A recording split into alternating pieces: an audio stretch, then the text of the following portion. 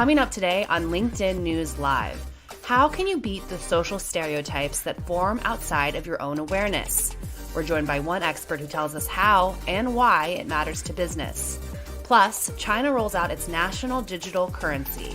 All that and our poll next.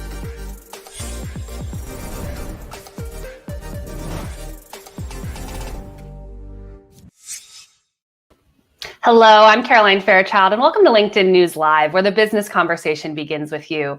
It's March 2nd, and here's a quick look at the top headlines trending right now on LinkedIn. United to furlough 3,000 workers. Cruise bookings soar despite U.S. ban. And digital currency being tested in China. Let's take a deeper look into that story. The People's Bank of China has been developing a digital currency and is one of more than 60 countries to do so. According to the New York Times, if the ECNY is successful, it will give the central bank new powers, including novel types of monetary policy to help the economy grow. Joining us now to discuss this is news editor Jordan Dahl. Jordan, why are they making this move right now? When it comes to financial markets and services, China is a completely different environment than the US. They bypassed credit cards entirely. They just never took hold and went straight to digital payments.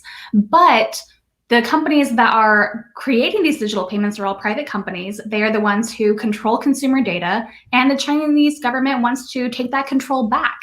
This will enable them to better influence a monetary policy and have a much better idea on what consumers are spending money on. Of course, we have digital currencies here in the US as well. Bitcoin comes to mind. How is this different than, say, Bitcoin here in the US?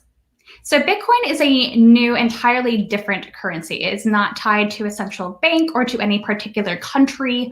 These digital currencies are managed by central banks, and it's the same money that we're used to. In this case, it is Chinese yuan, or it could be American dollars, but they exist in and are used in a digital format.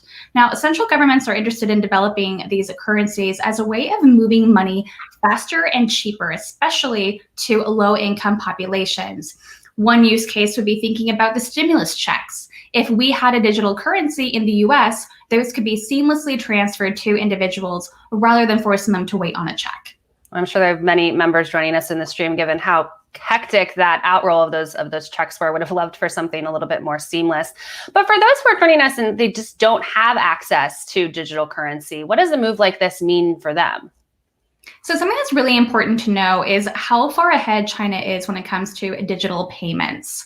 Now, we are now familiar with Apple Pay, QR codes, especially since the pandemic began, but these took hold in China back in 2015. And over the course of 6 months, it went from cash being king to everyone's wallet being their cell phone. American companies and other firms took notice and developed products to compete with them. But China is still leading the way, and that extends to digital currencies.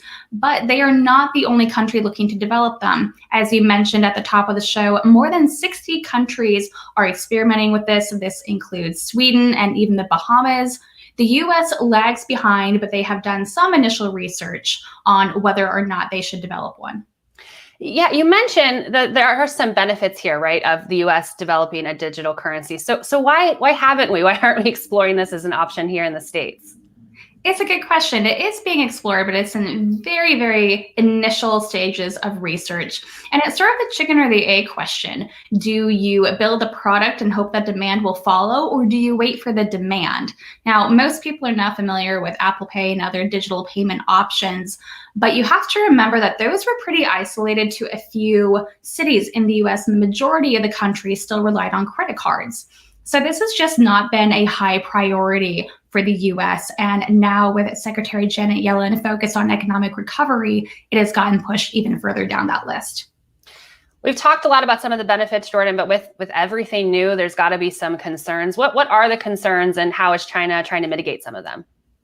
Absolutely. Anytime that you are talking about data collection and knowing what consumers are spending their money on, you are going to come up against privacy concerns. Right now, private companies control that data.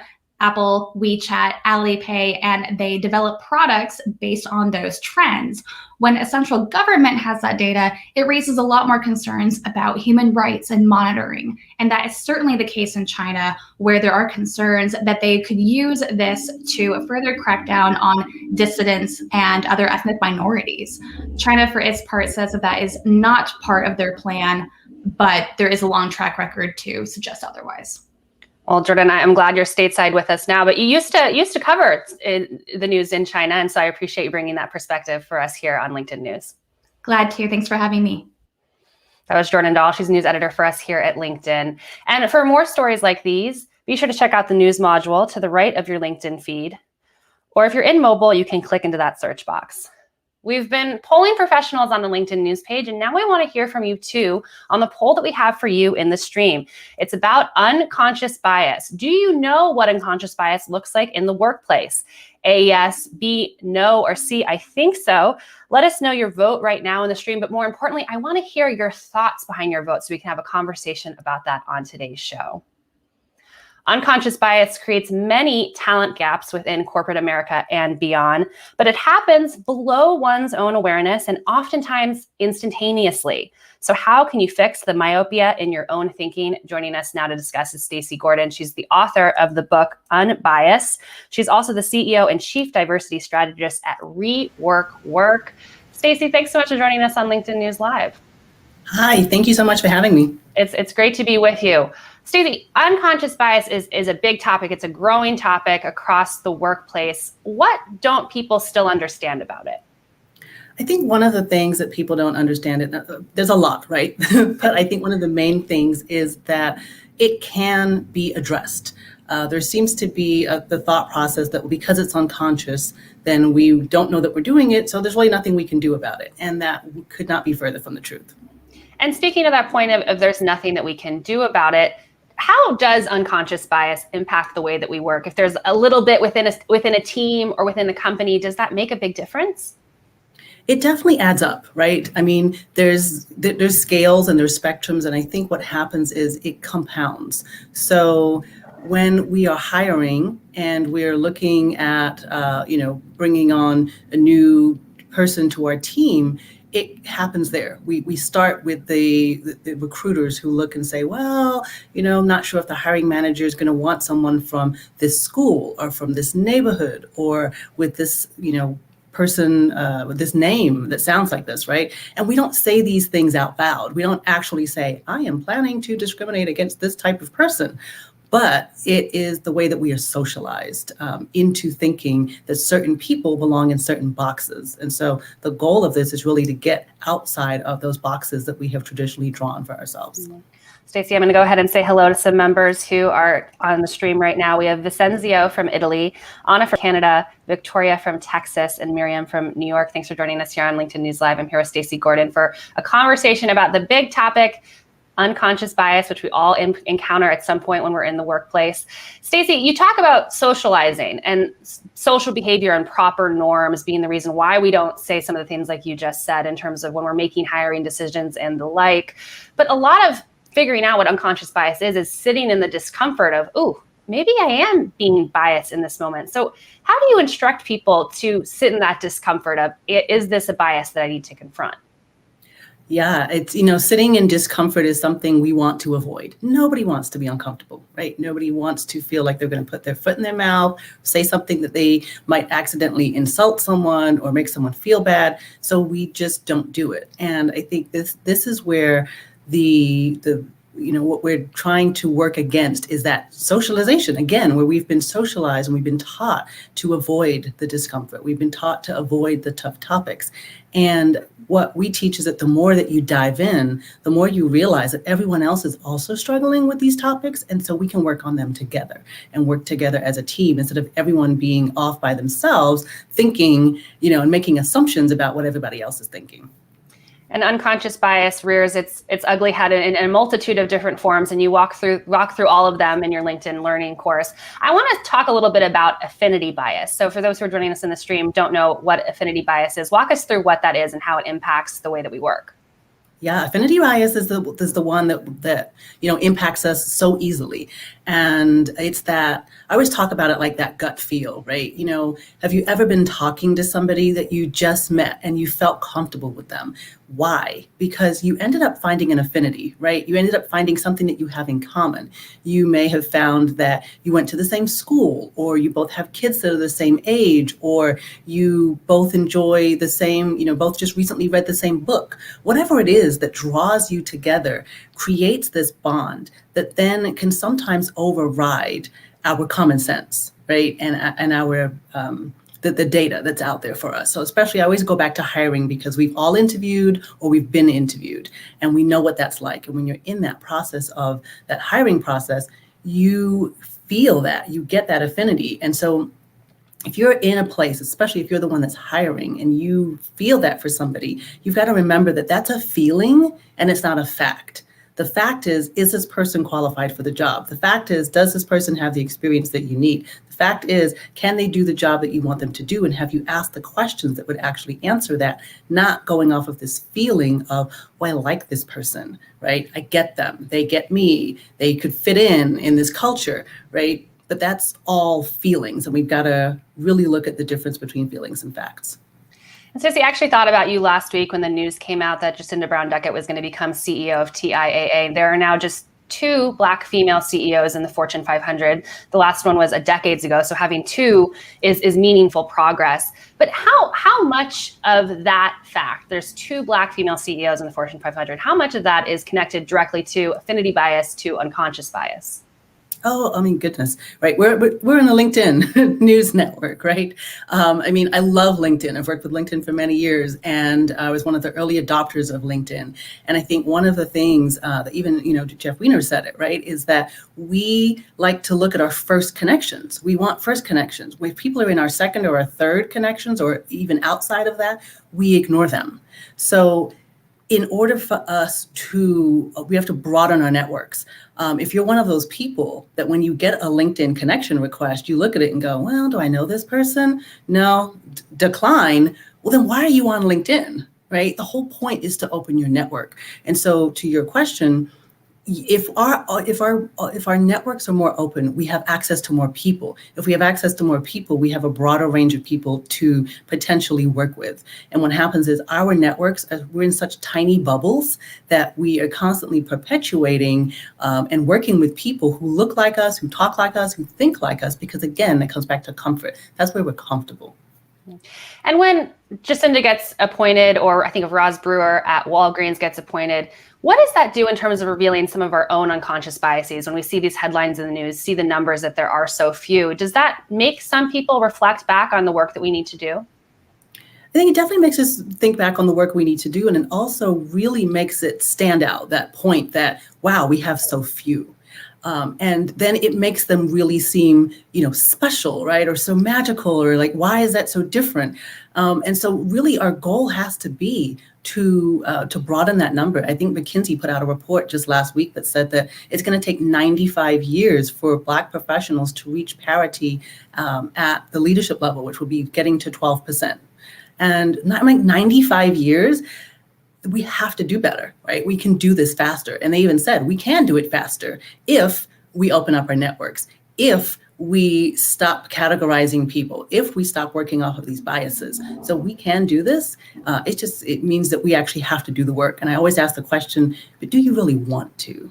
Because we say we do, but got to ask the question, do I really want to do this? I want to get into that work and what that work looks like as opposed to talk. But first, let's open up our networks to some of the members who are joining us on the show right now. We have Moses from Nigeria, Maria from California, Daniel from Haiti, and Christy from Delaware. And I just want to give a quick call out for questions to the members who are joining us in the stream. Unconscious bias, it's a heavy topic that a lot of people don't know what they don't know about. And we have one of the foremost experts on with us the show right now. So if you have questions, please get them into the stream and we'll bring them into the show as well. And Stacey, I see a comment here from Deontay who's bringing up the point is a lot of us are working remote right now and not face-to-face. Are biases exacerbated in this virtual world that a lot of us are living in? I don't know if they're exacerbated, but they just we keep finding ways to exclude people, right? We keep finding ways for bias to show up. So now we found some new ways. Now we realize, if you look at it, there's a hierarchy, right, of even who gets to work from home and who doesn't. Essential workers versus office workers. There's this dichotomy, and so even when we start, again, I go back to hiring because it's such an easy way for people to visualize what I'm talking about. I've talked to people who said, oh, well, I'm not going to hire someone if they don't have, a proper background. Like, I had to sit here and set up my background, right? It's like, if they don't have a good background, if they don't have a quiet space, if they don't have a dedicated space to work, then why would I hire them?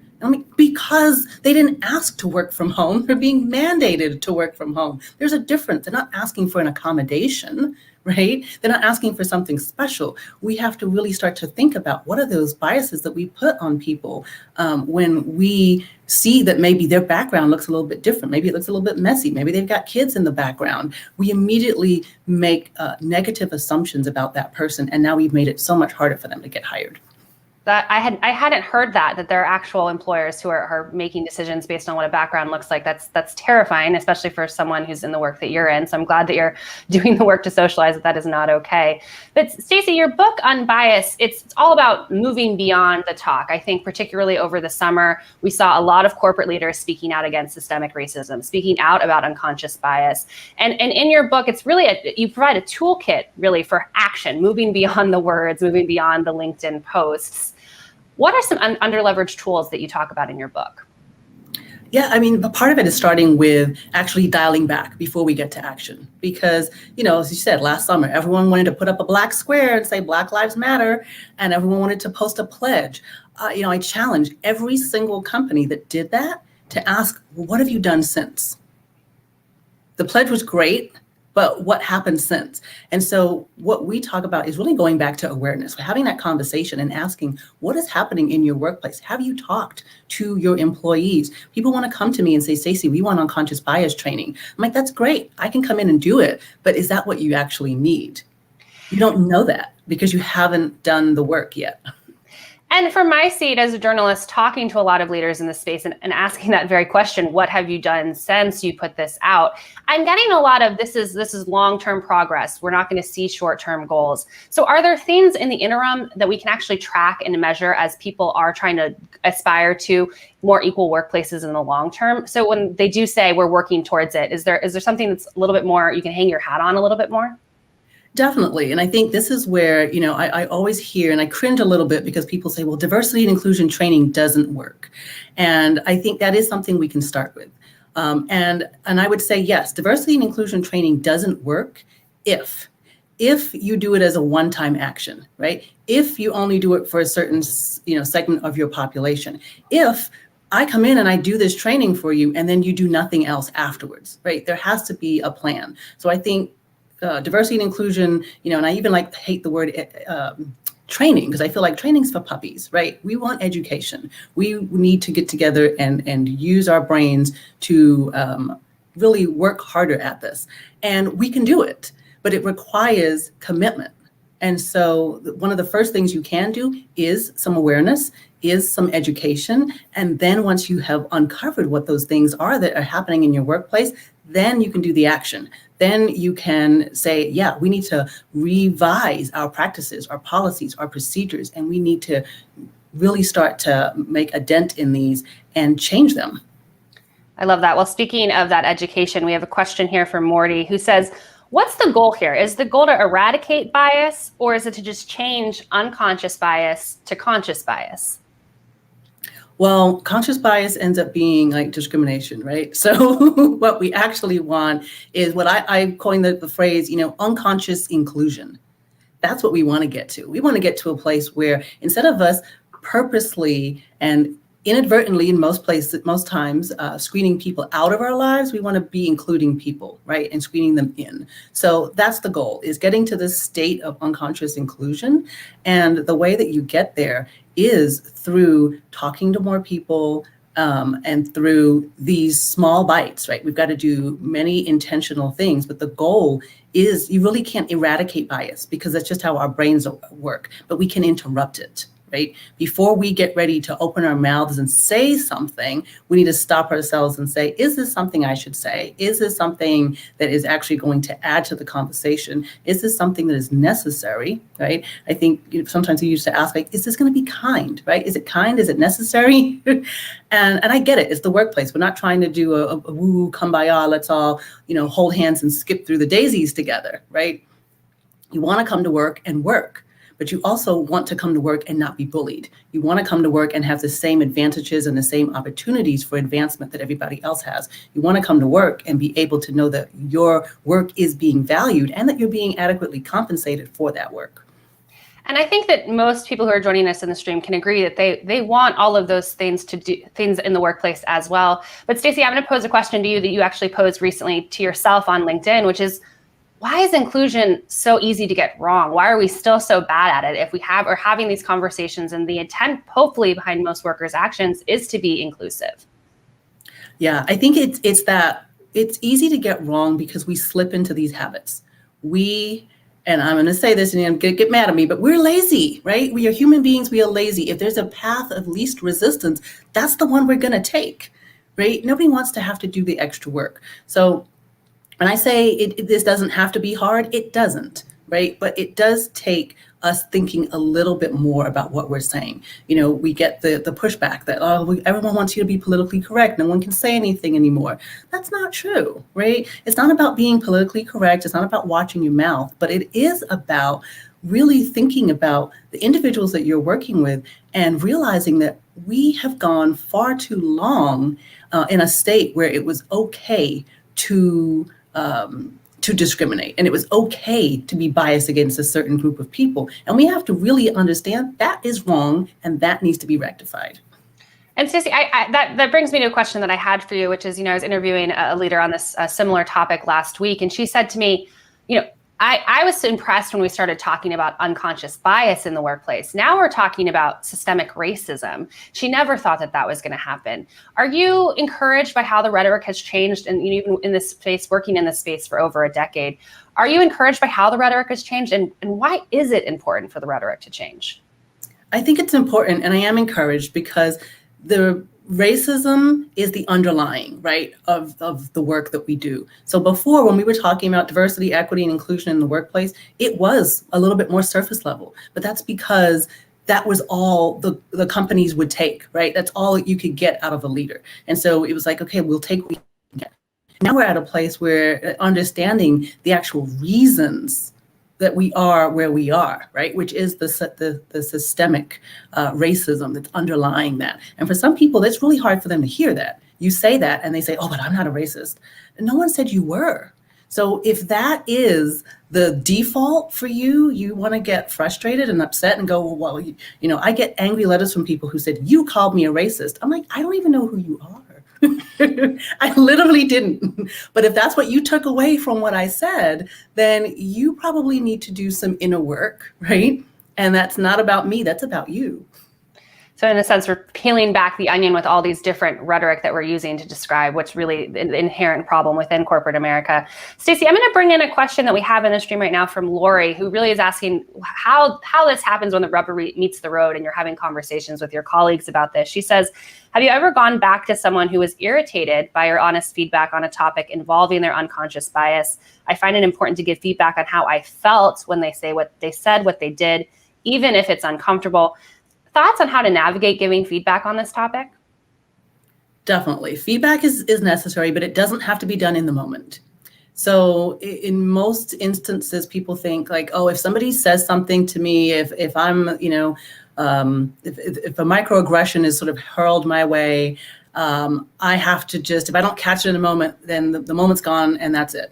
And that's not true. You can come back to it. And it's possible to come back to it without coming off, angry or anything like that. And I always like to say that you can confront it without being confrontational. So if somebody has said something that you need to address, you can come back later and say, I heard what you said, and this is how it landed for me. I'd like to know what your actual intent was. And ask them, what did you really mean by that, right? What were you trying to convey? You give them the opportunity to explain themselves, because in many instances, people don't actually mean to be hurtful or to be derogatory. I'll give you the perfect example is people love to say to me, "Oh, Stacey, you speak so eloquently." And I have to keep telling them that is not a compliment. I know you think it's a compliment, but it's not. And let me tell you why. Because if I were a white woman, you would not come up to me and tell me that I speak so eloquently. You do it because I am a Black woman, and that is surprising to you that I speak so eloquently. And there is the bias. And as I'm sure you've been giving that feedback throughout your career, is the response changing as these topics are discussed more openly at work? Not really. I mean, these are hard conversations. I'm seeing so many members in the stream saying, how do you actually do this? And I think the point that I'm trying to make is that it's always going to be uncomfortable, but it's through the work of those uncomfortable conversations that progress will be made. Right. It's definitely, I would say that there's more openness to it, right? And that's why if everyone is doing it, then it makes it easier. This is why psychological safety is such an important concept. So, when we think about psychological safety, excuse me, Amy Edmondson coined that term. And if you watch her TED Talk, she talks about it.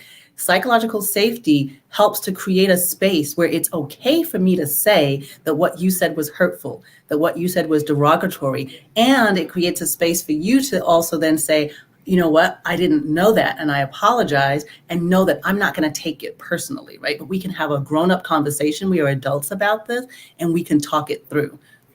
I think that's important to remember that we are mostly all adults in the workplace. Stacey, before I let you go, I want to bring up the poll results. I'm eager to see what the members in the stream have to say in terms of how they're thinking about unconscious bias and how it's showing up in their work. So I think we're going to bring those up right now. Okay, do you know what unconscious bias looks like in the workplace? 61%, Stacey, say yes, they do know what it looks like. We have comments from members like Adam saying, I'd like to think so, but if I was put to a set of test rigors, I could surely find some gaps along the way. 21% say no, they don't. And then we have 18% saying that they think so. Stacey, are those results surprising to you? Was that what you were thinking was going to show up in the poll? It's not surprising because I think people understand what unconscious bias looks like, but I think that they would be surprised at some of the forms it takes. So we might know, like you said in the very beginning, that in my LinkedIn course on unconscious bias that I address all the different types. I want to say, no, I don't, because there's over 150. I think I address maybe 5 types of unconscious bias, right? So it shows up in so many different ways, and we know we'll identify some of them. And this is why it's important to talk about it. Because the more we talk about it, the more we understand what it looks like. Well, Stacey, thank you for coming on LinkedIn News Live and discussing this important topic with us today. If you haven't checked out Stacey's LinkedIn learning course, please be sure to do that, and also her book on bias. I appreciate you taking the time. Thank you. All right. Tomorrow on LinkedIn News Live, I will be sitting down with the CEO of AT&T Business, Ann Chow, for a conversation on advancing women in technology, cultivating the next generation of leaders, and so much more. I'm Caroline Fairchild. Thanks so much for joining us on LinkedIn News Live.